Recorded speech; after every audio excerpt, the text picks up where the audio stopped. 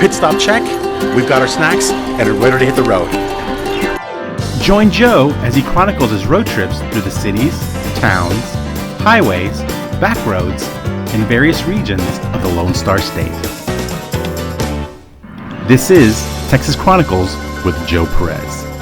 My adventure takes me to the Mucky Duck in Houston, where I'll be interviewing legendary outlaw, country singer, songwriter, and novelist Kinky Friedman, and chat about his new album, The Loneliest Man I Ever Met. The new album is entitled The Loneliest Man I Ever Met, and it's been 32 years since I've recorded any album, in fact, I think. So it's been a while. I think life got in the way, books, touring, politics, other things, animal rescue. So, but this one got it right. I think people are going to like this very much. The Loneliest Man I Ever Met. And of course, I will sign anything but bad legislation. We buried Mozart in a pauper's grave, don't forget. And the crowd always picks Barabbas. They always say, free Barabbas, kill Jesus. It's been that way ever since. So that's why Rick Perry was the longest serving governor in the history of mankind, and all this kind of crap. But we do what we can. And I'm sorry we don't have a Nelson Mandela running for office here in America. That would be nice. I don't see any Mandelas in sight, or any Churchills or FDRs either, for that matter. The Alamo is an inspirational thing. It's our most precious piece of real estate. I think that's really where all the politicians from Obama on up and down are lacking. There's a failure to launch. There's a failure to inspire. And you look at a Churchill or an FDR, and you see a born aristocrat, both of them. We would have despised those guys when they were young men growing up.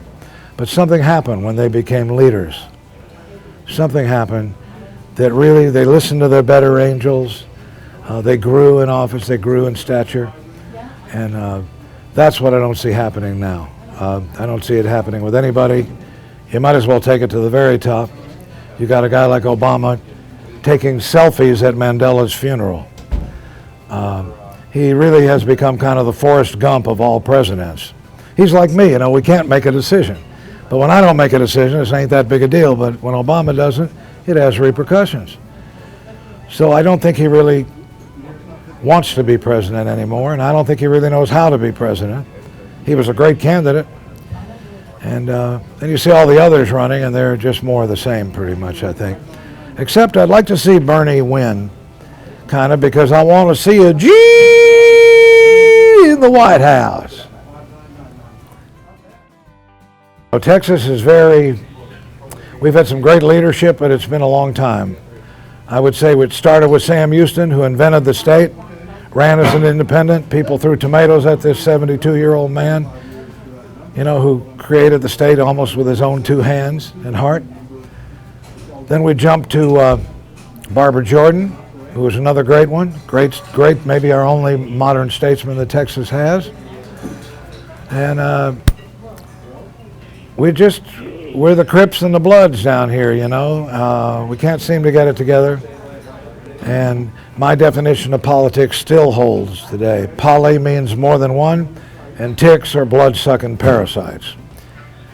Ted Cruz, I agree with him on a number of issues and things, but I think his nose is too skinny to be elected president. He needs a big, friendly Bill Clinton nose.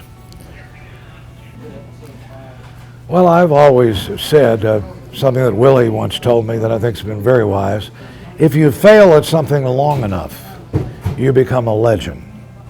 And that's what's happened to me. It's worked for Willie. It's worked for a lot of people.